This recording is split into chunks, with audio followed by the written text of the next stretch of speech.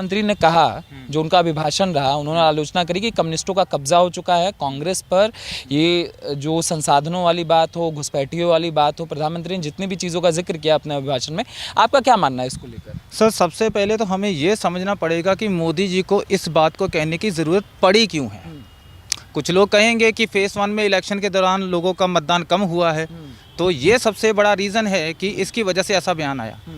लेकिन अगर इसकी गहराई में जाएं तो जो बात उन्होंने कही, कि उन्होंने नई बात कही है, अगर थोड़ा सा पीछे चलें और थोड़ा ज़्यादा चलते हैं, लगभग 10 साल पहले, 8-10 साल पहले जो पूर्व प्रधानमंत्री थे सरदार मनमोहन सिंह जी, उनका बयान मुझे आज भी याद है, जो उन्होंने वीडियो में बोला था कि इस देश के संसाधनों के ऊपर पहला जो हक है वो मुसलमानों का है। तो मैं यही समझना चाहता हूँ, मुझे कोई दिक्कत नहीं है, लेकिन मुझे थोड़ा उसका एक फैक्ट जानना, उसका रीज़न क्या है। ये बात जो आप किस आधार के ऊपर कह रहे हो, इसका बेस क्या है? अगर आप कह रहे हैं उनका पहला हक है, चलिए थोड़ा सा विश्लेषण करते हैं। जिसको आप माइनॉरिटी बोलते हैं, मैं उसे सो कॉल्ड माइनॉरिटी बोलता हूँ। अब क्यों? कनाडा, ऑस्ट्रेलिया जैसे देशों की आबादी 6-6, 7-7 करोड़ है, इनकी आबादी 14.2 करोड़ है। तो भैया इतनी आबादी में 2-2 देश तैयार हो जाते, तो माइनॉरिटी रहे कहाँ? माइनॉरिटी हमें उनको रखेंगे जिनकी आबादी, जैसे एग्जांपल देता हूँ मैं आपको, जैन कम्युनिटी है 0.4%, ठीक है, पारसी है 0.006%, सिख है 1.7%, बुद्धिस्ट है 0.7%। और अगर इनकी उपलब्धियों की बात करूं तो जैन सबसे पढ़ी लिखी कम्युनिटी है, 86% पढ़े लिखे हैं। सबसे अमीर माइनॉरिटी, सबसे अमीर माइनॉरिटी की बात करूं तो पारसी सबसे अमीर माइनॉरिटी में से आते हैं। सबसे एंटरप्रेन्योर जिनके सबसे खुद के बिजनेस रन करे, उसमें सिख पहले हुआ। अब बात करते इनकी, अगर इतिहास में जाएं तो जब देश का बंटवारा हुआ था 565 रियासतों में ये देश बटा हुआ था। सही, ठीक है सर। और उस 565 रियासतों में से कितनी रियासतें मुस्लिम थी? हैदराबाद, जूनागढ़, श्रीनगर, मैसूर, भोपाल, अगर पटियाला की छोड़ दूँ तो सिख रियासत भी नहीं थी। तो आज ये सवाल है कि इनकी इस कंडीशन में पहुंचा कौन? और आपने सर कांग्रेस की बात की, मैं कांग्रेस के ऊपर अक्सर ये बात बोलता हूँ कि कांग्रेस वो पार्टी है जिसने इस देश के टुकड़े करने में कोई कसर नहीं छोड़ी है। और मैं इसकी एक छोटी सी उदाहरण बताता हूँ। आप इस समय अमृतसर में हैं, यहाँ से मात्र 5 से 6 किलोमीटर दूर वो रेलवे ट्रैक है सर, जहाँ से वो खून से लथपथ ट्रेन पाकिस्तान से चली थी और अमृतसर आके रुकी थी। ट्रेन के ऊपर उर्दू में लिखा हुआ था, आपने गदर मूवी देखी होगी तो उसके अंदर वो सीन है, और मैं वो सीन नहीं दोहरा रहा हूँ कि वो मूवी देख के, वो सीन देख के और मैं यहाँ पे आके बताना शुरू कर दिया। जिन लोगों ने अपनी आंखों से देखा, मैं उनके बयान लेके आपके सामने रख रहा हूँ। अपने पूर्वजों की बात कर रहा हूँ, अपने लोगों के सीनियर्स की बात कर रहा हूँ। तो उन्होंने बताया कि उसके ऊपर लिखा हुआ था, ये लो आज़ादी का नजराना। और मैं आपको जानकारी के लिए कर दूँ, उस रेलवे ट्रैक के ऊपर जब कोई ट्रेन गुजरती है तो उसके यहाँ से पानी की कुछ बूंदें गिरती हैं उस ट्रेन से, तो वो सारा ट्रैक भीग जाता है। ठीक उसी तरीके से उस दिन जब वो ट्रेन पाकिस्तान से चली थी बंटवारे के दौरान, तो लाशों से कटी हुई बच्चों की, बूढ़ों की, कपड़े उतरे हुए, बलात्कार की हुई औरतों की लाशें खून से लथपथ, जिसकी खून की एक एक बूंद उस रेलवे ट्रैक से पाकिस्तान से लेके दिल्ली तक उस ट्रैक को रेड कलर करती जाएगी, उसको पूरा लाल रंग से भर दिया था। तो मैं उस धरती से बोल रहा हूँ जिसने सिवाय खून से कुछ नहीं देखा। अगर मैं कत्लेआम की बात करूं, मैं जानता हूं थोड़ा सा टॉपिक में थोड़ा उस तरफ लेके जा रहा हूं, लेकिन हिस्ट्री अगर नहीं बताएंगे तो शायद लोग नहीं समझेंगे। मैं अपना आंकड़ा नहीं दे रहा हूं, मैं सबूत भी दूंगा जो मैं बोल रहा हूं। यहाँ पे एग्जाम्पल कोट करता हूं, जब मोहम्मद बिन कासिम 712 ईस्वी में राजा दाहिर सेन के ऊपर हमला किया था सिंध के अंदर, तब से लेके बहादुर शाह जफर तक, आखिरी मुगल तक, आपको पता है सर कितने हिंदुओं का कत्लेआम हुआ? लगभग 9 करोड़ हिंदुओं का।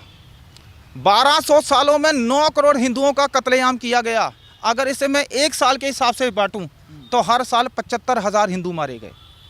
अगर इसे मैं महीने के हिसाब से बांटूं तो 6,250 हिंदू हर महीने मारे गए। इसे अगर एक दिन में बांटूं तो 208 हिंदू हर रोज़ मारे गए। तो सर 1200 साल, हर साल में 12 महीने और हर महीने में 30 दिन और हर दिन में 208 हिंदुओं का कत्लेआम हो रहा था। इतना खून बहाया था। मैं तो उस धरती से बोल रहा हूँ जहाँ से मोहम्मद बिन कासिम ने अटैक शुरू किया था और अंग्रेज़ों तक हमने सिवाय कत्लेआम के कुछ नहीं देखा इस धरती पे। और जिसकी माइनॉरिटी की बात कर रहे हैं, कोई प्रॉब्लम नहीं है सर, लेकिन आपको एक उदाहरण और देता हूँ। जब इस देश का बंटवारा हुआ था, खास करके जिस जगह मैं खड़ा हूँ अमृतसर में, यहाँ पे और दिल्ली के लोग जितने भी अपने घर बार यहाँ से छोड़कर गए थे, ये बात बड़ी ध्यान से छोड़िएगा, खास करके मैं मुसलमानों की बात कर रहा हूँ, जो मुसलमान यहाँ पे प्रॉपर्टियाँ छोड़ के गए थे, जो उस तरफ गए थे, पहले उधर से शुरू करते हैं ताकि जनता को ईजिली बात समझ आ जाए कि मैं कहना क्या चाहता हूँ। जब बंटवारा हुआ तो लाहौर की उदाहरण देता हूँ। लाहौर प्रभु श्री रामचंद्र जी के बड़े बेटे लव के नाम पर पड़ा था। वहाँ पे 80% हिंदू सिख थे, ठीक है सर। आज बड़ी मुश्किल से 4 या 5 परिवार होंगे, कहाँ गए, ज़मीन खा गए या आसमान खा गई। बंटवारे के वक्त तो इन्होंने बहुत कुछ ले लिया। वहाँ पे जितनी भी प्रॉपर्टियाँ छोड़ के वो यहाँ पे आए थे, उन प्रॉपर्टियों के ऊपर आज उनका कब्जा है। अगर लाहौर की बात करूँ, सर गंगाराम ने 80% लाहौर बनाया। वो इसलिए मैं कह रहा कि हवा में बातें, जाके चेक कर लीजिए, वहाँ के कॉलेज, हॉस्पिटल, जितने भी बड़ी बिल्डिंगें हैं सर गंगाराम ने बनाई है। उनकी मूर्ति तक नहीं है वहाँ पे थी, वो तोड़ के रख दी जिहादियों ने। और आपको एक चीज़ क्लियर करना चाहूँगा कि 80% कुर्बानियाँ, माफ़ी चाहूँगा, जो मैं बात कर रहा था कि वहाँ से जो लोग वहाँ यहाँ आए थे, उनकी प्रॉपर्टी को वहाँ के मुसलमानों ने कब्जा कर लिया। और जब वो यहाँ आए थे और जो यहाँ के मुसलमान वहाँ गए थे, रूल ये कहता था कि अपने घर बार छोड़ के आए हैं, अपना सारा कुछ तबाह करके आए हैं, तो वो घर कम से कम उनको सर ढकने के लिए वो छत दे देनी चाहिए थी। लेकिन नेहरू ने चाल चली, 1954 में वक्फ बोर्ड का निर्माण करवाया और भारत के अंदर जो प्रॉपर्टियाँ मुसलमान छोड़ के गए थे, 90% वो प्रॉपर्टियाँ वक्फ बोर्ड के नाम कर दी। और जो वहाँ से यहाँ आए थे, अब खालसा कॉलेज देखिए अमृतसर में जाके, उसके सामने वाला जो लैंड है, वहाँ पे वो तमाम हिंदू और सिख जो धक्के खा के आए थे, जो बचे कुचे थे, वो उन्होंने 6 से महीने, 8 महीने, पता नहीं साल वहाँ पे अपना जीवन बिताया। भीषण गर्मी झेली, भीषण सर्दी झेली, ना कपड़े थे, ना खाने को था, और इधर शपथ ग्रहण चल रहा था। और कांग्रेस ने उसके अंदर और तेल डाला। 1995 के अंदर वक्फ बोर्ड के लिए वक्फ एक्ट बना दिया, ताकि आप किसी भी लैंड के ऊपर दावा ठोकिए वो आपका हो जाएगा। और 2013 जाते जाते सरदार मनमोहन सिंह की सरकार जब गई तो उनको अनलिमिटेड पावर दे दी, ताकि आप किसी भी लैंड के ऊपर दावा ठोक दिए। और सबसे शर्म की बात देखिए, अगर कोई वक्फ बोर्ड वाला आपकी प्रॉपर्टी के ऊपर दावा ठोकता है तो आप कोर्ट नहीं जा सकते हो, और जिसके यहाँ जाना है उसका जज भी उस कम्युनिटी से होगा, वकील भी उस कम्युनिटी से होगा, कार्रवाई करने वाले भी सारी उस कम्युनिटी से होंगे। तो बताइए सर क्या है ये, किसने किया? ये कांग्रेस ने किया। तो ये जो माइनॉरिटी की बात कर रहे हैं सर, उस माइनॉरिटी के पास इस समय वक्फ बोर्ड की बात करूं तो 8 लाख वर्ग किलोमीटर का लैंड उनके पास है। भारत के 30वें नंबर पे उनके पास लैंड है। फिर भी अगर आपकी माइनॉरिटी के लोग धक्के खा रहे हैं, कोई गमले बेच रहा है, कोई कुल्फी बेच रहा है, तो फिर सर उसके लिए आपका कसूरवार है। कांग्रेस ने तो देने में कोई कसर छोड़ी नहीं इन लोगों को। मैं घुसपैठियों का जिक्र करना प्रधानमंत्री का, सर बांग्लादेशी, रोहिंग्या, मुसलमानों का मुद्दा कोई नया नहीं है। मोदी जी को चले साइड पर रखते हैं। इसका पहली बार जिक्र तो सरदार मनमोहन सिंह ने खुद कहा था। उन्होंने कहा था, आप जाके यूट्यूब पे चेक करिए, उनके बयान आई थिंक आज भी होंगे, आर्टिकल भी मिल जाएंगे। उन्होंने कहा था कि बॉर्डर से उस तरफ लोग घुस रहे हैं, घुसपैठ कर रहे हैं, और ये भारत की डेमोग्राफी को इंटेंशनली चेंज किया जा रहा है, सो दैट कि इस भारत को दारुल अमन से दारुल हर्ब तो बना दिया, अब दारुल हर्ब से दारुल इस्लाम बनाना चाहते हैं। इस कंट्री का इस्लामीकरण में विपक्ष जो है वो बहुत बड़ा कंट्रीब्यूशन कर रहा है।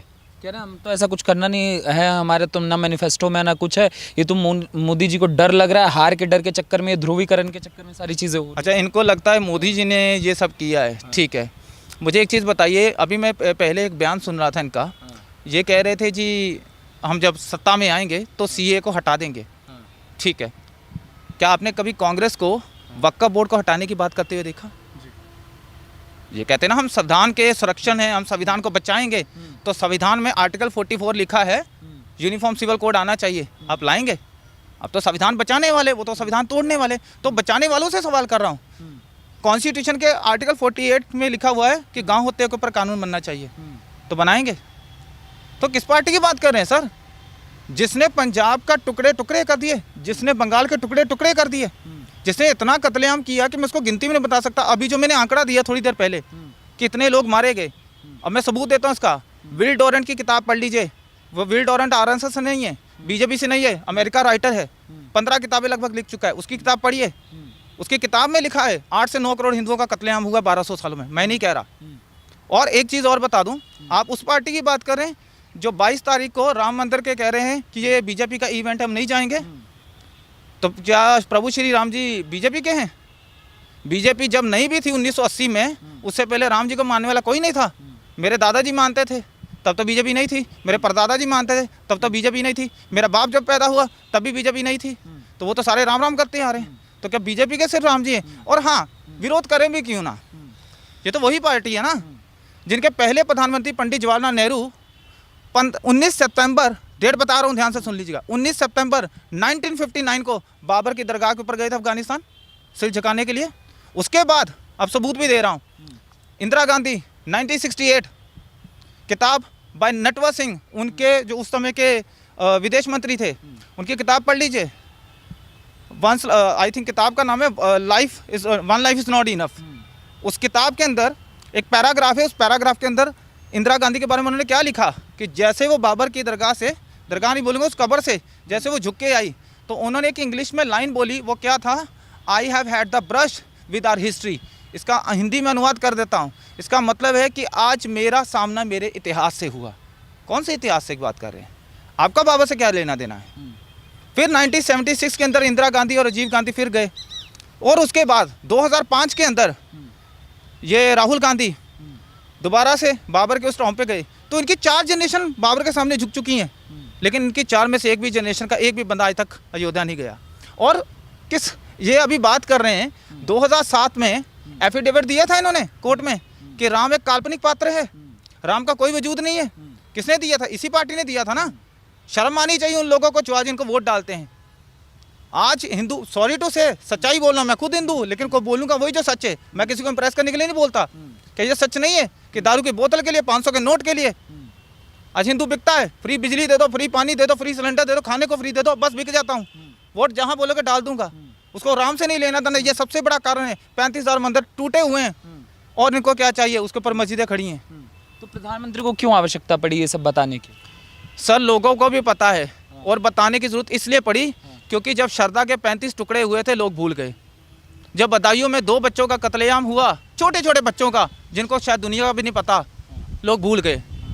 जब महाराष्ट्र में कोहली जी का कत्ल हुआ, लोग भूल गए। जब राजस्थान में, अभी कर्नाटक में, अभी राजस्थान में जो कन्हैया लाल जी की हत्या हुई, लोग भूल गए। और बेंगलोर में जो नेहा का कत्लेआम हुआ लव जिहाद के नाम पे, वो भूल गए। भारत के लोगों की यही बड़ी प्रॉब्लम है सर, मर भी जाते हैं, भूल भी जाते हैं। और इनको याद दिलाने के लिए किसी ना किसी को तो बोलना पड़ेगा, ताकि इनके उस मरे हुए ज़मीर को जगाया जा सके और इनको याद दिलाया जा सके कि ये वजूद की तुम्हारी आखिरी लड़ाई है। अगर अब नहीं जागे तो बेटा ये याद ज़रूर रखना कि वो दिन दूर नहीं है जब तुम लोग एक इतिहास की किताबों में सिर्फ पढ़ाए जाओगे, तुम्हारा कोई वजूद नहीं बचेगा। और इसका एक इम्पॉर्टेंट पॉइंट बता के ख़त्म कर रहा हूँ। दुनिया में 27 पुरानी सिविलाइजेशन थी, 25 ख़त्म हो चुकी है, जिसमें ग्रीक सिविलाइजेशन की बात करूँ, रोमन सिविलाइजेशन की बात करूँ, इजिप्ट की बात करूँ, मेसोपोटामिया की बात करूँ, बहुत सारी हैं। ठीक है, ओल्ड इजिप्शियंस की बात करूँ, माया से सिविलाइजेशन की बात करूँ, उसमें से 2 बची हैं। एक है भारतीय सिविलाइजेशन, एक है चाइनीज़ सिविलाइजेशन। और अगर इस लड़ाई को इस तरह, अगर अब हम नहीं जाकर, हमने उस पार्टी के खिलाफ कम से कम वोट नहीं किया जिसने हमें इस स्टेज पे लाके खड़ा किया है, तो सर सॉरी टू से, ये हमारे सनातनियों के आने वाले मात्र आखिरी 2 दशक होंगे। उसके बाद हमारा इतिहास सिर्फ और सिर्फ इतिहास की किताबों में पढ़ाया जाएगा। शायद इसी डर को ध्यान में रखते हुए मोदी जी को ये बात बोलने की